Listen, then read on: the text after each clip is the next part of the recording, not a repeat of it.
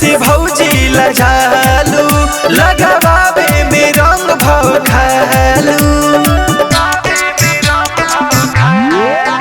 कहे देवर से भौजी लजालू लगावे में रंग भाव खालू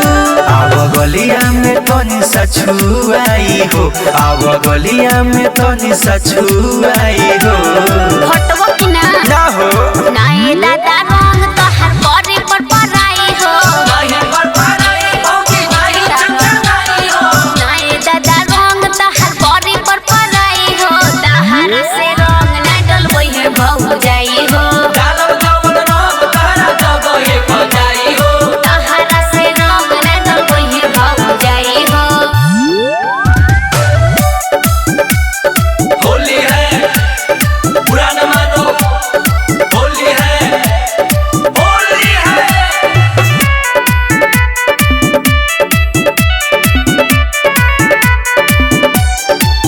काहे रूसल बारू की बोला गुसल बारू कौन करनी प हमसे टिहुकल बारू ए भौजी सुना ना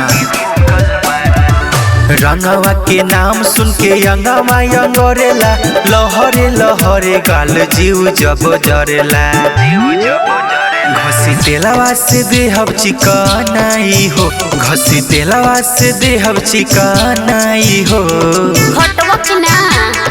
नाए दादा रंग तोहर बड़ी पर पराई हो नहीं पर पराई भौजी नहीं चंचलाई हो नाए दादा रंग तोहर बड़ी पर पराई हो तहरा से रंग ना डलबई है भौ जाई हो डालब जवन रंग तहरा जगहे पजाई हो तहरा से रंग ना डलबई है भौ जाई हो होली है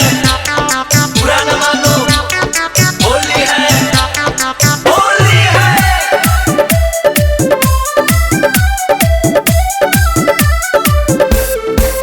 साली भरे के लार प्यार करे दहो भौजी यही बहाने तनी धरे दहो रही के कुंवार तू लहार खूब लुटेला मिंटू मनीष भौ जाइए पटुटेला दे तू साली से भेंट करवाई हो दे तू साली से भेंट करवाई हो